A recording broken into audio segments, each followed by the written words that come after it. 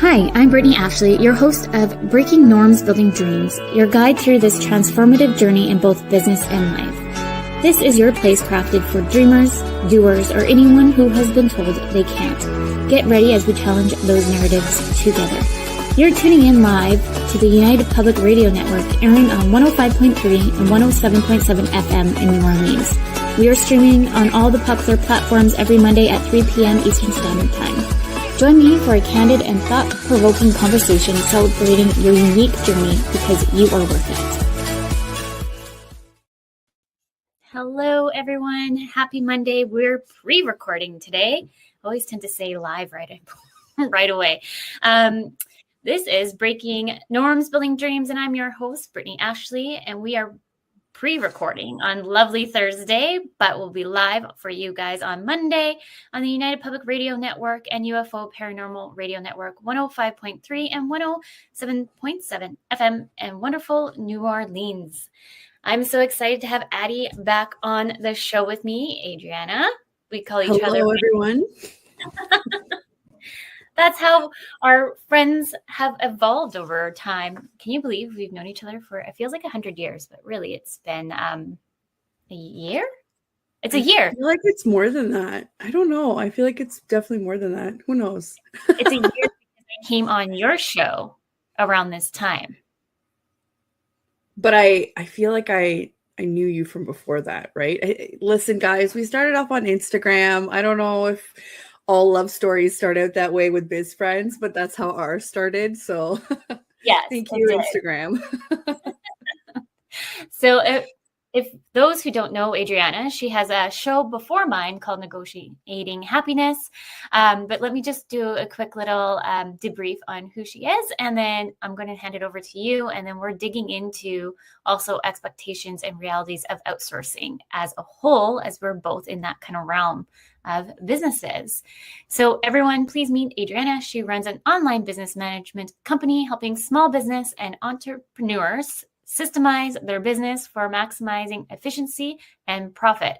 3 years ago, Adriana swapped her legal hat for that of an entrepreneur, striking out to negotiate her own happiness and live life on her own terms, which kind of coincides to why you started Negotiating Happiness on the, what time is it at again? I can't, it's 1 my time is 1 p.m. Eastern time. Yes. Time. And I'm at 3 Eastern time. I always get confused with time differences. I know, because we're so far apart. That's why. At opposite ends of the world, everybody. It seems it is. I'm in Victoria, BC, and you're out in Ontario. But one day we'll all come together. It's coming. It's coming down the line. It's coming. It is. But please maybe tell all the listeners more about yourself. And I know I did my intro, but tell us more. So I'm also a mom, and I guess this journey kind of started off that way. I was on mat leave when I decided to open up my own business, and you kind of dove in a little bit about, previously I'm a licensed paralegal with the Law Society, and I decided to sort of move away from that and work for myself because I just wanted to help small businesses. I had gone through some personal health issues, and I'd noticed that,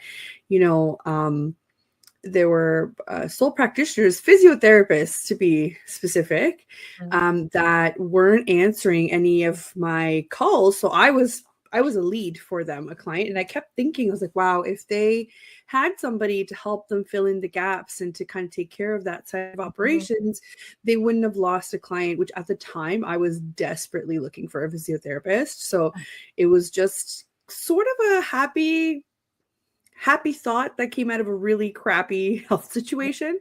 So that's how I started. And I always think back about it. Like, I never would have thought that, those would be the beginnings. Obviously, my previous experience definitely helped. I had experience in graphic design. I worked in the insurance, like the medical insurance industry and legal industry. I did a lot of figuring things out and, figuring out how things tend to work in the world, and that really helped with operations. And I was pretty tech savvy from the beginning, but there was a lot of learning on the go as well, if I'm being completely honest. And now it feels like this was, a million years ago. And I just realized I should probably update that intro, because it says 3 years ago, but it's like 3.5. It's going to be 4 soon. Yeah. Yeah. I was going to say, I feel like when I was reading it out loud, 3, I'm like, really? No, it's been longer. Yeah, it's definitely been longer than that. That's only since I've started running it full time. I actually was doing it before part-time, right? But I just kind of counted it as whatever the case may be. It does feel like a lot longer. And I started doing the radio show a year and a half ago, roughly. And it's been so cool and so interesting to meet all of these wonderful entrepreneurs. And we tend to kind of have similar stories of, where did this amazing idea come from? And it typically comes from pain, from problems, from things that you think that you can't handle. And it's funny how that shows that, yes, you can handle it. And, it just shows how that kind of attitude would be beneficial through your entrepreneurship journey, because you're never not going to have problems, right? Like that's just life. Yeah. And even too, like right now, the economy, let's talk about that a little bit. Yeah. Because I know we're not the only ones. The economy right now is a little bit rocky in Canada and in the US. We can see it. It always seems to be rockier too around election time. Let's be honest. Yeah. And then also too, we're still coming through it from the whole experience through COVID. So we're kind of in a double impacted situation over here for everybody. So anybody listening who's a business owner who thinks that you're struggling, you're not the only one. I kid you not, every phone call I've probably had this year, everybody is either going back to a 9-to-5 or finding a part-time gig just to sustain the business. Yeah. So you're not the only one. And so no, please keep that. I can relate to this. I feel like the summer slowed down a bit for me. And as a result, I had to cut back on some of the help that I was using, which is always unfortunate. But I had to adjust, because I needed to keep everything steady and level. I'm thankful that I was able to at least have, steady income come through from the business. Yeah. But like you said, a lot of businesses were not in that position. And how do you pivot, right? Like we talk about this all the time. How do you pivot? How do you bring new things in? How do you can't change the economy. Obviously small businesses sure contribute to it. A lot of businesses, I think is something crazy, like 90% of businesses are small businesses, right? Which might not seem like it. So that just shows you how many entrepreneurs are out there. So you're not alone. I also have picked up those phone calls where either people are pivoting in their businesses, adding new services, or just completely cutting out parts that are, either hemorrhaging time or money. That's just the name of the game, I guess. You just have to know when to stop. But here's the other part of it. Sometimes, depending on your industry, you will boom. And you might also lose those leads or those clients because you're not set up to deal with it. So for me, I've noticed that sometimes summer is, kind of a decline because people are going on vacation and whatnot. And then September hits and everybody forgets that, we just had a whole quarter of sunshine. Yeah. In southern Ontario and like all the, kind of southern Canada is, normal weather, temperate weather. And then all of a sudden everybody wants to do 2 quarters worth of work in the last quarter of the year. And it's kind of like, okay, like let's breathe. So if you're not set up to deal with that, there's a potential that people will walk away from it. Right. So then I've had to now figure out, what am I outsourcing and what kind of projects am I welcoming? What kind of projects am I not? And you and I work on certain things together, and I'm happy that we have at least each other to depend on, right? But outsourcing can save these kind of weird ups and downs if you think about it, right? Percent. I actually just did a presentation to real estate agents because we work with a range of industries just like you, and one of them are real estate agents. And I was just sharing with them, I don't know if I can present, can I? Yeah. Let's try it out. We're learning as we go here. Let's see. Let's see if this will work. So what I was just showing so if you can see these numbers here, so stats and numbers, I think, tell you everything. And the one thing here is all about outsourcing. So this is like a global number that in 2023 that Forbes found. So this is all from Forbes.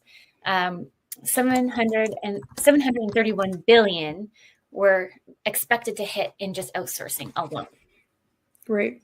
And then there was 531 billion for IT outsourcing. Right. And then the cost savings to outsource with HR expectation or with an HR services, for example, is 27.2%. Right. And then just small businesses as a whole have outsourced with at least one specialized item at 37%. Isn't that crazy? Do you have a slide for us to see? Oh, do you not see it? Here, I'll add it too. There we go. Oh, there you go. There you go. I knew you were talking about a slide. Yeah. There we go. Thinking those are crazy, but those are crazy numbers, right? And a lot of the times people just assume that outsourcing means cutting out of your profit automatically. And that's just not how numbers work. It kind of goes back to the whole, you're gaining back your time, which means that you can then bring more to the table because you are the person that's doing the high level thinking, the idea person, that whatever else. So once you put the numbers down, like for example, when I went away on vacation, I outsourced some of the admin work and the back and forths with clients because that kept them happy. And not only that, things kept going in my absence. So that means that all of my billables were coming out on time. Yeah. Right. And I was getting paid even though I was away. So yes, it cut into my profit, but without that, I wouldn't have had those billables come out at all. Right. And if you do the math, obviously on your own profit, and if you're billing correctly, and if you're charging for your time and your expertise correctly, this will actually increase, over time on what you can do. So even when you're not on vacation, right? So if I'm not on vacation, why am I spending time to make social posts when, sometimes I like to, and that's fine, but why am I spending time to do all the consistent stuff when I can outsource that out and work on getting the big projects in, the big, it doesn't make any sense, right? It doesn't make any sense. Or how I say, going to networking events and people are like, oh, that's not in the budget. And I said, but if you think about your conversion rate from meeting people face to face and shaking a hand and or just gaining a business friend that maybe in 6 months down the line they remember you and they refer you somebody, that $100 that you spent on that dinner where you got a dinner out of it and potentially some valuable information from speakers, entertainment, whatever the case may be, versus the project that you're walking away with. Like, people don't think in big pictures, they think in expenses right now. And that's just not how your year is going to shake out. That's not how your first 3 years are going to shake out, your first 5, 10, whatever the case may be. Right. And I almost wonder too, I wonder if when people start thinking about their finances and how they outsource too, I almost wonder if there's a scarcity there. And a bit more lean back into trauma around money and all of that. Right. Side note, I'm in a course called Trauma Money, and we're only 3 courses in. It's something that I'm trying to add within my business coaching because I find when we work with entrepreneurs, they get kind of caught up in the money piece. And like my thing is I'm pretty good at organizing, and like my accountant loves me. It's called type A personalities, Britt. But the thing is like I have severe anxiety if I know that I need to go on and pay for Revenue Canada, or if I see Revenue Canada like sends me a message, I'm my like, God, what did I do wrong? I know. Everything. Or, but then there's some that just are behind in filing, and they have that anxiety too. So it's from one spectrum to the other, and it's like, where does this come from? So this whole thing, trauma with money has been like eye-opening a lot, and just it's making me think a lot more about my journey with money and all like the whole tier. Like I can't say enough things about this program, because they want you to practice on yourself before you go. which is great. It's great. And I'll tell you one thing. I think I had trauma with money because of that. And you know, the whole living paycheck to paycheck thing that you bring from your corporate world or from your, and maybe not everybody's like that. That's great. But a lot of us started out our own businesses because we were living paycheck to paycheck, and we're like, this can't be it. This can't be it for the amount of like work and effort that I put in. Right. So you carry that through until you realize that you now have the power to change it. Right. But it takes a really long time to figure that out. And the one thing that really helped me this year was implementing, I guess, what they call a bank account architecture, like a bank architecture. So you have more than one account where not everything is just like a giant pool of money. Because it makes you think of all the different things that you have to stash away for CRA, for emergencies, for whatever the case may be, right? So it's, to me, that was the first step in being like, okay, I don't have to live like this. You know, so it definitely helped. I agree. I think that people with money issues are also the ones that are having, sorry, not money issues, but money, like limits, like mental limits around money. They're the ones that also tend to be the ones that don't charge for their services accordingly. No, 100%. And yeah, so one of the exercises we did recently was like go off and write a note to money, like write a letter to money and what it means to you. Right. And I'm like, this is like, you know, I'm not doing that. And then I did it. I'm like, no, I will do it. And then it's just kind of like I was saying to a friend, it's definitely like a healing journey as well. And so it's just been, the course, I can't say enough great things about it. So in a few months' time, I'll let you know, because I'll be certified with that. Yeah. But oh, sorry. I was just going to add. I was just going to add to your thing for people that don't understand, that have never done any sort of, I guess, journaling type of reflection.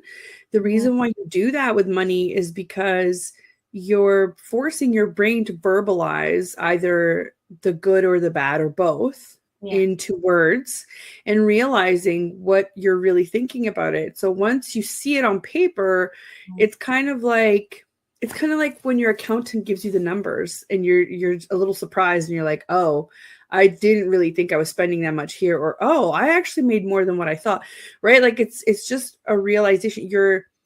You're quantifying your thoughts almost, even though it's not numbers, right? It's not numbers, but it's words. You're putting a value to these feelings or whatever it is. And now that you know, you can change your behaviors. And it's like therapy, right? Like that's why people go to therapy, because you can work on changing your behaviors. And this works with money. It's the same thing, you know? Yeah, it is 100%. And I find like with and because you mentioned about like pricing your packages and stuff like that, I think it's all interconnected, especially for women. I feel like we always undersell ourselves. I'm just moving myself closer. We always tend to undersell ourselves and then lower our packaged rates, and not just kind of like imposter syndrome. I think it comes down to a little bit as well. we think that why would somebody pay for this because we're not worthy of it? But really it comes down to that we are all worthy of it, but how can we change our mind frame? And I was just talking to you about Lindsay, who's my coach. The other day, they're like, Brittany, you don't talk nicely to yourself. So we're going to sit here and start like you practice back to, and I was like, oh my goodness, Right. this is really hard. Right. Yeah. I think Yeah. like having like my number one thing is like this year anyways has always been like give yourself grace, because I'm a high achiever. I'm always striving to do 700 billion things, and everyone's like, well, you're just doing like all you're killing it, and I'm like, no, I'm not, because I haven't done X, Y, and Z. But so this year I tried to like take a step back, give myself grace, and then look at all the things I've accomplished this year. So one of the biggest things for me was speaking, like going more into in-person speaking gigs and podcasts and all that, which have been very successful this year. So I need to kind of like take that moment and celebrate those wins, because what you put out is also the energy that you get back too. It's true. And another thing to add to your idea that a lot of women tend to bend when it comes to their pricing because maybe they're unsure of value. I also have another comment to make, that even if they are sure of value, women tend to have been taught to be of service. So what that means is I've seen them in my own experiences with clients where they're way more likely to accept clients that don't fit their ideal situation or type because they want to help them out. So they will bend their own, pricing to fit somebody else's budget because they want the business, but also they think it's going to help. And that's a cautionary tale waiting to happen every time, right? Because we are trying to be of service all the time. Yeah. And I will go above and beyond for clients because I want everybody to be happy. I'm a people pleaser. And like, I just had this conversation with you not too long ago about a possible client that I did end up not wanting to sign. But the thing is like, I was saying to you, I'm like, I'm getting like shooting pains in my arm. Like, and like, that's like, I know that's going to give me probably a heart attack, and I just can't do this, but I'm trying to push myself to accept it because we need money. And then it's like, you know what, let's drop it because it's like killing my soul. I'm like trying to push through everything being in my body because I know we need clients, but then at the end of the day, I just know it's going to be a client that will take up more of my time, where I could find my true potential climate that's in alignment with my values and give me those boundary spaces that I have put out, which end up working out because we end up signing. It sounds like it's going to be a lifetime client. First, we're starting off with branding, website development, to administration, to like anything in between. Like they just love that we offer like a full tier so they can see us growing with them versus this one project would have just been a one-time project. So I think sometimes like giving yourself the space to reflect when you're feeling like something's not in alignment and why it's not in alignment, and then accepting too that it's okay to say no. Yeah. Well, that's the thing. You're making room for something else that fits more. And that's not to say that this client that does not fit in your parameters now is never going to fit. Maybe they will come back because they appreciate your honesty or your integrity around things and being very transparent around money and time and effort, right? That doesn't mean you're shutting that door forever. It's just, if it's not a good fit right now, it's not a good fit right now, and people just need to accept it, right? And this is exactly how it works with outsourcing too. Like you should have certain expectations, right? I remember when I first started out, I had put out this freebie that was, 10 questions to ask your VA before you hire them, and there were so many people that were interested in it. I was really surprised. I was just thinking this stuff is common sense, but again, it's not. It just shows you that you kind of have to go with your gut on certain things in entrepreneurship. And a lot of the questions to me seemed very like, this is setting expectations and boundaries. And a lot of people had bad experiences with VAs or with outsourcing. So it turned them off from going forward with services like these, right? And a lot of the feedback that I got on it was, you know, I never knew when they were working, or I would just give them tasks and they wanted it in a certain format, and whatever the case may be. So it just shows you that even the people that are supposed to keep you organized, they also need some structure, just like your business needs structure. And that's how you set these boundaries in place and these expectations in order to have a successful relationship. But once you have that in place, it is so much easier to see the value of your this transaction, like, you know, outsourcing and whatnot. Yeah. And before, I see here that you've changed your slide on what is a virtual assistant, which is great. I usually describe them as the doer, right? And then with the OBM is the thinker. Sometimes we do both anyway, right? Yeah. So you can, yeah, that's awesome. You did.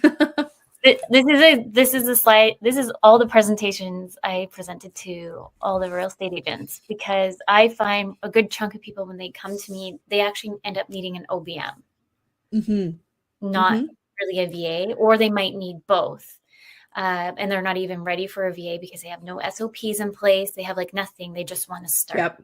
I always say this, you need an OBM first in most situations before you get a VA. Yeah. Exactly. So like in this, for anyone listening who can't see the screen, more or less, VAs are very task-oriented support, and then you have OBMs that are strategic management. But I like to kind of get people to think about the level of authority versus, like, a VA would be limited decision makers, where the OBM has authority and has autonomy. So it really helps break up the two. So you and I work with an interior designer, and we do both. You and I are similar, where we wear both hats. So between an OBM, VA, and we analyze, we do strategy, and then I wear my coaching hats. So we make a great team. Get it done. Yeah. That's so funny. Yeah. And it's great to have these distinctions, and just to put it out there, this is so new for the world, because I laugh at myself, because I get a lot of questions sometimes when I meet a lot of new people. They say, well, what's an OBM, right? Or what do you do? And I'm sort of getting really sick of telling people what I do, which is terrible for networking and for putting yourself out there. But this is in like a personal setting, let's say, right? Not in a professional setting. So please don't cast judging eyes on me, but I'm tired. Okay. I'm tired of telling people what it is. This is a perfect chart. I feel like saving this on my phone and just be like, let me give you a presentation. Well, like I feel like more people understand like fractional. Yes. That's why I end up changing out the website a little bit with that kind of copy, because they're like, oh, I get it now. For some reason, people seem to get fractional business managers than online business managers. Overall, it's just we're in the online space, and we know how to manage everything under the sun to make your business successful. Right. And sometimes it's just picking up the slack where you can't, right? So sometimes it's just being that right-hand person for the business owner, and sometimes it's being that person when they're not there, or being that person where they're just not really sure how to manage it. They're not really sure what to do next, right? And the good part about this is that we work with so many people that odds are we've been in the situation before, and we've seen it through more than once, most likely, right? So it's not just about websites. Like, I mean, you could do websites, you could do socials, you could do all of the things that encompass the online digital world, and what usually, you know, is required of a business. But we also do, like you said, the strategy, the figuring out how your systems are going to work, figuring out what's working and what's not, like trimming the fat on, you know, the million platforms that you decide to sign up on that you don't necessarily use, or figuring out, easier ways for you, or actually just figuring out how you can use AI for your business to gain some of that time back. Or, there's just so many things that we kind of have our hands in.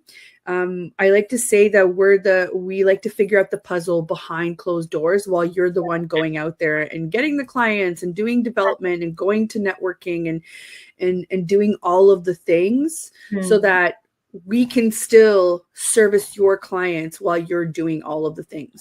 100%. Right. And I feel like a VA comes in and supports us. And so we're the middle person, right? So a VA comes in support. We have VA services, and we have people that we work with that are VAs. And sometimes we do the VA work too, because it's just the nature of things. But the VA is the one that's there constantly. So we put the machine in place in the background of operations, and the VA is the one always checking it, making sure that things are going right through and doing the communications and whatnot, while we're the okay, how can I make this better? How can I, allow the owner, the CEO, whatever the case may be, to do their, be in their zone of genius, because I might not be able to be a real estate agent or an interior designer or, a director on a board of directors, whatever the case may be, but I can deal with operations, right? Yes. Yeah. So like I gave this example to some real estate agents of how to utilize a VA and how to utilize an OBM, and not necessarily, they don't have to be full time. So say you hired the VA for 20 hours to get your admin done, your client customer care done. So maybe social media, and then your OBM is working with the VA to make sure that they're getting the stuff done, doing strategy planning, project planning, all behind the scenes, while the realtor is out on like networking, because networking is big for realtors. So and being the forefront and making those relationships and being right there to meet the people are very important. So it's full tier on what you can create.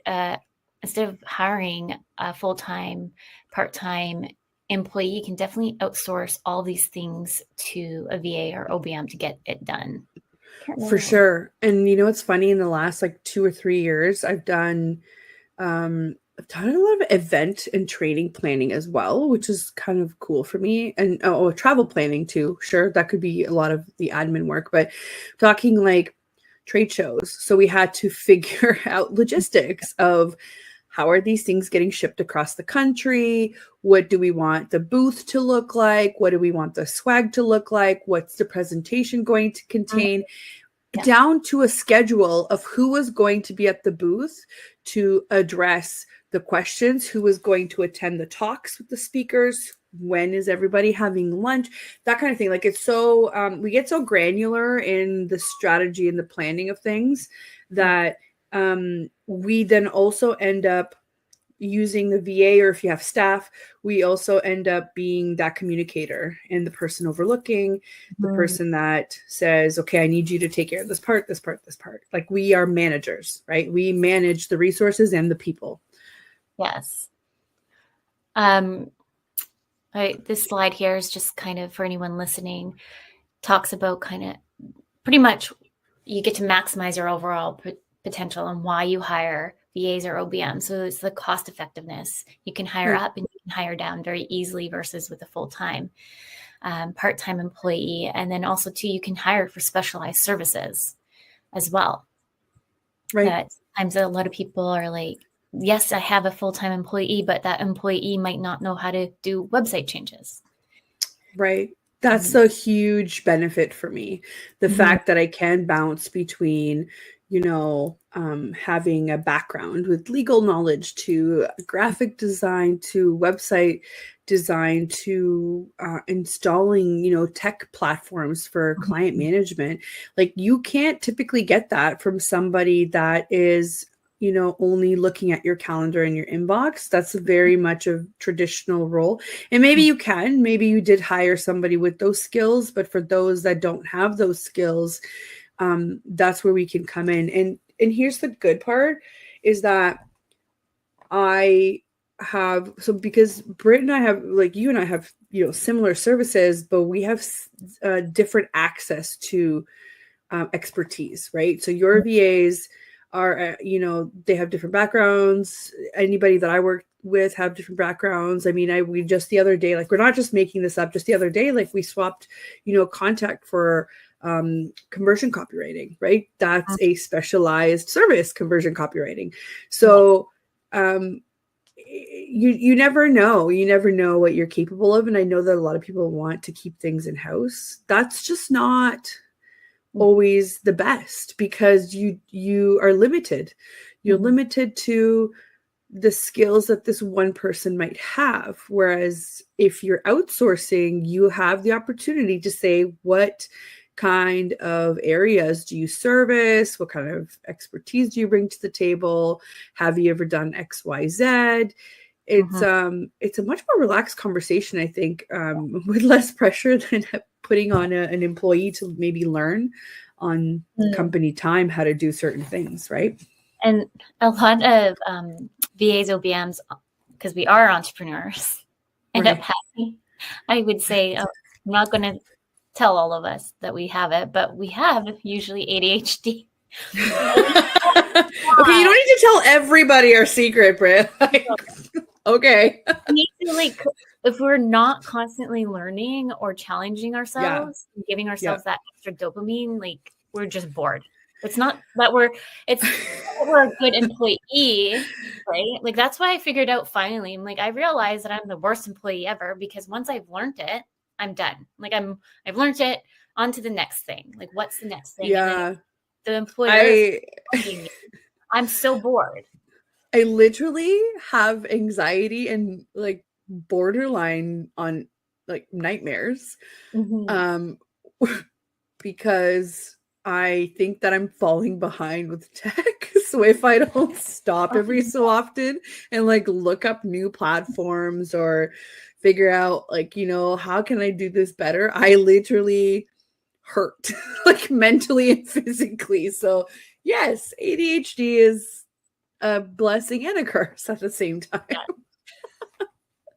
Yeah, and I have the mix in with dyslexia. Like, I've been diagnosed with dyslexia. I have not been diagnosed with ADHD, but if you've watched some of the last pre-recordings, I've had researchers and those who are ADHD experts being like, did you know you have ADHD?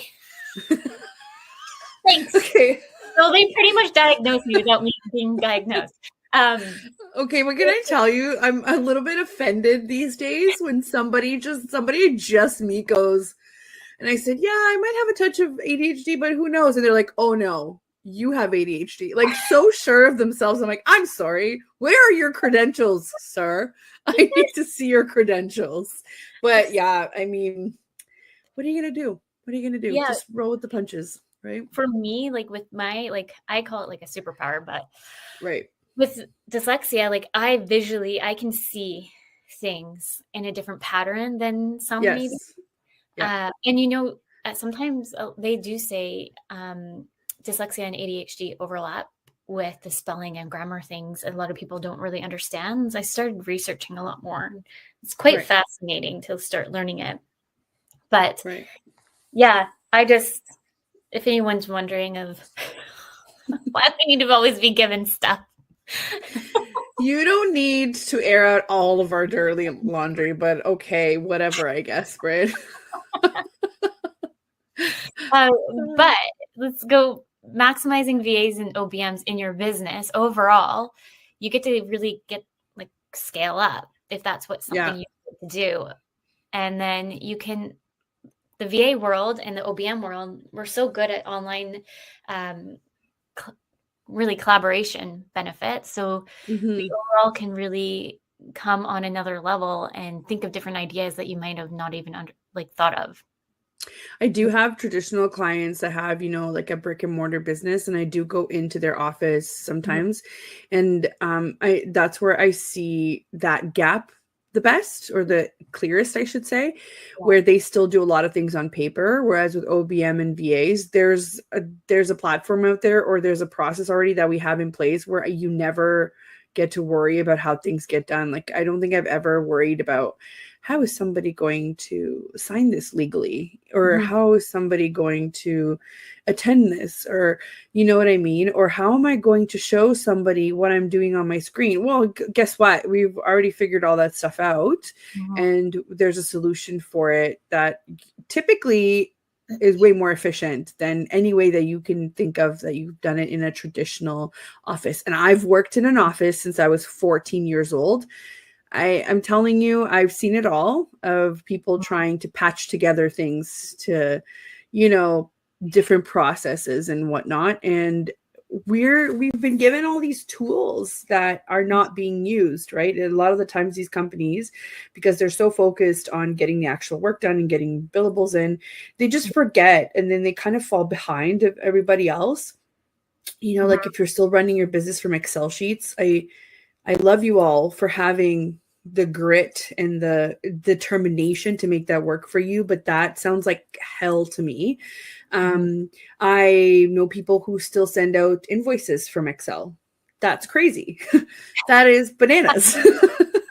That is bananas to me. Okay. And I'll say, I'm saying it obviously in a humorous way, because you're spending so much time trying to troubleshoot really old platforms, or platforms that are this close to breaking and leaving you with corrupt files, which gives me like internal anxiety and rage. Yeah. That you don't even realize until something like that happens. So we just know, we've seen it, we've dealt with it, we've you know, put people over on different systems. We've seen that not every system can be the best system, and we work with custom solutions. I think that's probably one of the most important parts. Like we're making your business run to your level or to your ideas. It's not the other way around. Exactly. You know what I forgot to do? And because I'm so involved, like so into this conversation, I forgot to put banners up.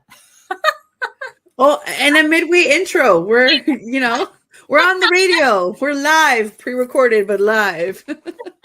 I know. We're just like right into it today. I know. So if anyone listening or watching us, please like and follow and support us here or go follow myself at Career Dynamics VA at the bottom screen, or go where's yours? Instagram, right here. There you are. Yeah, mine's assistant.ontario. Super easy. Yeah. I could find you easily in Google. Looking at the expectations too, just for your finances and outsourcing, I find like I really try to educate the realtors the other day on this piece, because I find everyone's talking about, you need a VA, go get an OBM, or go do this and this and this and this. Well, have you even thought about your finances? Can you afford that? Because the number one thing I'm finding when we work with some people, they've all of a sudden like, oh, we can't afford that bill because we didn't map it out properly. So really assess like your current financial health, compare cost to outsourcing versus in-house and how much you're going to save. Define your financial goals and really elevate, like look at your return on investment as a whole, because we're like, for realtors, like they're on the front line. So they have to be really in the front line to make those sales. Well, a good chunk of us do, let's be honest. Making those connections and then looking at the financial risks overall. The other thing too is with industries like that, right? And that could be for mortgage agents too, and other, I mean, they're all regulated by different bodies in Canada here. And so there are some things that they can and can't do, which fair. But typically solopreneurs like that, where they don't have the support, because not a lot of realtors will have in-house admin provided by their brokerage. Not all of them do. Some might, but not all of them do. You have to look at what's a direct return for investment and what's an indirect one, because it's very clear to me that sometimes we value things like marketing, having a marketing budget more than having, you know, admin help or having a setup done for a platform, because they don't see the direct return for investment. Because marketing, they say, I can measure, there's a quantitative, piece of information that I can get from it that says this is bringing me X leads a week, and this is now converting to XYZ. Yes, but when you're spending more time doing the admin or, figuring out a platform, you're losing out on opportunities to go make those connections and go get those in. So what is a direct and indirect return for investment? That's something that you should be thinking about. And if you're not sure about your finances, do a range and have your, what is your cutoff, right? So is it a percentage? Are you saying I can spend 5% of my of last year's, income on this? Or can I spend up to 10% and then stick to it and then adjust as you go? You don't have to, put an exorbitant amount out there, especially if you're at the beginning. This is why I always say, you don't need a VA. A VA typically is somebody that you need all the time.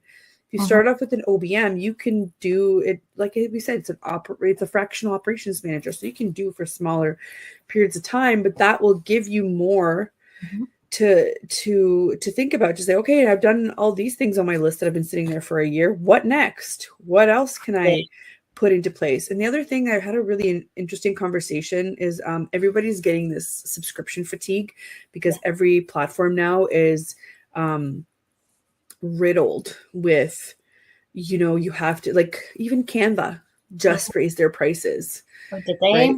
No. You have to check because it was kind of ridiculous. People on the internet were losing their minds about how much they've raised their prices. Yes.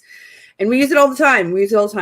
So they're getting subscription fatigue. So they'll say to me, no, I don't want another platform, until I'm like, okay, all right. I was like, let's do some quick math. You're going to hire a VA and you're going to pay them, I don't know, $40, $50, $60 an hour, whatever the case may be, depending on the expertise, or if it's an OBM, whatever. Or you're going to pay $25 a month to take care of a couple of hours that it would have taken somebody else at a higher rate. Now, all of a sudden, that subscription is the right choice. What you're doing is you're putting the investment of the setup and the setup of the system, you're front loading it. So again, what's your cash flow look like? Can you afford it, or can you do it in chunks? Or do you just want the strategy? So why don't you just do a consult if you want to DIY it and learn it, right? There's so many options and people just don't really, don't do the math. Well, yeah. And I think, unfortunately, with social media, the notation of you buy my course, and kind of the theory of we're just having this conversation about this on another conversation about it. There's actually a really good podcast to listen to, but let me see if I have it up here. But it kind of goes in a bit to certain people that are out there and they actually have a lot of money to produce these things. And they're just more advertising, buy my course and you're going to get millions of dollars like I do. But it's really in the reality of it. It takes time. Just like Rome was not built in a day. Business. Yeah. I actually have a really interesting story about that. That I didn't think about it until someone else told me this. This is a true story that I know from another entrepreneur. So I don't know if people are aware of what a mastermind is, right? It's kind of like the idea of a course, except it's live and you're getting, advice and feedback, and you're doing things together in a group of other like-minded individuals, or with usually a coach or a mastermind leader that has the experience or has a lot of value to offer to a group of entrepreneurs, right? So I did one and it was great. And there's obviously so many out there. So if it's not a course that people are typically trying to sell you, they're talking about masterminds, because I find that you probably get more value out of it, but they are more expensive typically. It's not just like an evergreen course that you can just kind of go through the modules yourself. You're getting live, you're getting this feedback and access to all of these different people that may be in the same situation as you or have gone through this. So it's very valuable. Yeah. Now, this one person who was selling courses was in one of these masterminds. I don't know them personally, but this entrepreneur did. that from this mastermind, and they were saying that, oh, you know, so and so, and I was like, yeah, like I've seen her around, I see her ads all the time, and they're like, well, they made millions. Like they made, and they said like she was able to back up the numbers to be like, yes, I actually made this. Here's some proof, right? And I was like, wow, really? Yep. So she made millions, and she probably had a couple of offerings, right? Like low, mid, whatever. Even though it was a normal course, I don't know, fee. It wasn't that expensive, but it also wasn't like $20, right? Mm-hmm. And then they said, then she tried to recreate that and make a mastermind of her own, and found out that it didn't work. So her methods that she took to get to those millions, she could not reproduce for other people, because that's the whole idea of a mastermind, is like, I was successful, so I'm now going to show you how to be successful, right? And why was that? Because the people that catapulted her up to the millions were the people in the mastermind that she attended. So because she had those high level connections, that's what helped her. And you can't reproduce that with other people. So the only reason, not the only, I'm sorry, she was obviously successful, but I'm saying the majority of the reasoning of why she was so successful with her launches in these courses is because her clients or her collaborations were with people that were also making millions. That's not our day-to-day life. You can't reproduce that. And I don't think people get it when they're like, yes, I'm going to buy this $300 US course, and I'm going to make millions after in a launch. Yeah. Like, people don't understand. It's like, actually, a lot of launches just fail. What's important is what you take out of it. How do you use that, right? I don't know, but it was really wild to me because I knew who she was talking about, and I was like, yeah, she's so successful. Then as soon as I realized that, oh, I'm never going to be able to replicate that, because she's not able to replicate that for other people. So why would, like, you know what I mean? And it's not a limiting belief. It was a very realistic one of, I don't have the connections that she did. Right? Yes, it's true. And that's the unfortunate thing with these kind of sales tactics to get into the funnel. Like, it's just, to me, is like unethical, and like it drives me bananas. Like, the more I hear about it, like, well, that's the whole reason why I became a coach too, is because I realized I kind of fell in that kind of bubble, like everybody else, thinking like, because the promise was, I'm going to get you to 10K months. At the end of the day, I hate that. At the end of the day, the coach, I don't even want to call her a coach. She's a consultant. Let's be mindful between those different terminologies, which I do educate everybody on. Coaching, for anyone just listening, is really, I'm going to ask you curious questions. You can define your own, like, you're in charge of defining that message, where a consultant will give you strategy advices on how to do something. So this particular coach promised 10K months, and their whole strategy was like, charge 3K here, just so then you can get up to 10K really fast. But and I should have known this when I started this, I'm like, a lot of these pricing models don't make any sense, because I had somebody come to me and they wanted a website development, CRM implementation, branding, like all the things that you need to kind of build the hub of the business. And she was just like, charge 3K, where I could have charged 5K, because I'm realistic. That was what we're expecting. Right. Long story short is, if things are not in alignment to you, start asking questions and do more research and out there. I wanted to talk about like pricing expectations before it's almost at time-ish. And I want to go to, there was something else I wanted to share too before we were almost at time. But VAs here in Canada and or in the US, you're going to see, like, on average, like, VAs at least starting at $30 an hour. And people have a little bit of a heart attack on that. But look at, I don't know, I always say this, I was like, 30 now is low. It is low. Like 30 is low. Like, sorry, we have to pay our own taxes, our own CPP and EI contributions, which are the government taxes, and and benefits that any employer would have to pay. So when you think about it, when you dissect 30 actually becomes like 15, like 20, like, you know what I mean? I don't know. And then OBM's at least at 60 an hour. But like the thing is, everything's changing. Even if you look at minimum wage here, Yeah. I think it was Ontario. Aren't you guys going up to 17? Yeah. Yeah. And I think here in BC, I think don't quote me, but at the point is that we're minimum wage here. People who are just starting out, has no expertise, no nothing, have not, like, I have my BBA in marketing communications. I've worked in the tech industry. I've had years of experience in the tourism hospitality industry, events, like all these things.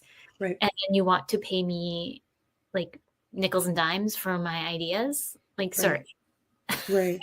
No, but it's true. It's true. And same here, right? Like I don't know, got a BA from, University of Toronto, and like that's not cheap. If you start looking at it, then a postgrad, then all this, different experience in different industries, that's what you're paying for. You're not just paying for my time, right? And that's when people start getting confused, is you're not just paying for my time, you're paying for the time that I've previously spent to get to the level that I'm at. And this is, it's so funny because very traditional industries go through this a lot. Like, why do accountants and lawyers charge so much? I was like, well, they literally spent like, 8 to 10 years in post-secondary school. That was very, very expensive. And then they're going on to get the actual practical experience. That's what you're paying for. It's not just their time, right? Time is just a way to measure, but you're paying for the experience. Same with accountants, right? They have to get certified, etc. Right. Yeah. We're almost at time. So any last minute thoughts? And I want to share your quiz that you built. Why is business so hard? Right. So this is supposed to kind of point you in the direction of which part of my business am I missing out on? Which part should I focus on? It's kind of like to take it. If you think that you're missing a couple of steps, this might bring you some some clarity on it. You can find it on ontariosystem.com/business-efficiency. What I should have put it on I should make it into a pop-up or something, but even if you go to ontariosystem.com, I'll make sure to link it on the homepage as well. Take it. It's free. It'll ask you to sign up for our list. Full disclosure, I've been so busy that our list maybe gets an email maybe once or twice a year. So, but I mean, that's good for your inbox, right? I can't handle all the emails that come in. So I figured that's okay. It's just supposed to point you in the right direction of maybe you need to focus on systems, or maybe you need to focus on marketing, or maybe you need to focus on other. And at the end of the day, if you have more questions, I'm happy to answer my DMs. If you want to go on Instagram, assistant.ontario, you'll find me there, or send me a message through the contact form, and we can definitely help you. And if you're a fan of Brittany, odds are we're going to be working together on some things, so don't be shy. Combo of that. I'm just switching through the slides really, really fast because I just wanted to show, if anyone's watching, you can scan the QR code and it takes you to my, I guess you'd say opt-in, and it's called the Everything Bundle. And so I have a 38-page free ebook on how to outsource, what to outsource, kind of your communication style, like everything in there for you to kind of work through. And then we have a bundle on imposter syndrome and how to overcome it. Amazing. And then is whatchamacallit, what else is in there? I did so much in there for you guys. So overall, it's a whole bunch on sales funnels and pipelines as well. That's what else. Yes. Yeah, I'm literally, so I just scanned the QR code, so I'm on it right now. That's awesome. Yeah, it says crush imposter syndrome, master outsourcing, and scale. That's awesome. Yeah. So if you're just listening, you can just go to www.creativedynamicsva.com, and it's the opt-in on the home page there for you. So you can come in, and I was just saying to all the realtors, I'm going to be adding to it. I had an idea to do on how to create SOPs, because why not? Let's just make it a true everything bundle. Very careful, your ADHD is showing. I know. Somebody did download it, and they said that it's one of the best things that they have seen in a while. So Amazing. I was like, that's good. So that's good. Amazing. We're already at time. Thank you so much for coming into the show today and pre-recording, because for those who are not in Canada, it is Thanksgiving. So it's Thanksgiving long weekend here in Canada. Mm-hmm. So if you're just tuning in, please tune back in to Breaking Arms Building Dreams. A big thank you to United Public Radio Network and UFO Paranormal Radio Network, and to all the listeners out there. Next week, we have Lindsay coming in. I don't think we have a topic yet, but it's always a great show with Lindsay. They're coming back on the show again. With that, everyone, remember your journey is unique and your worth is unquestionable.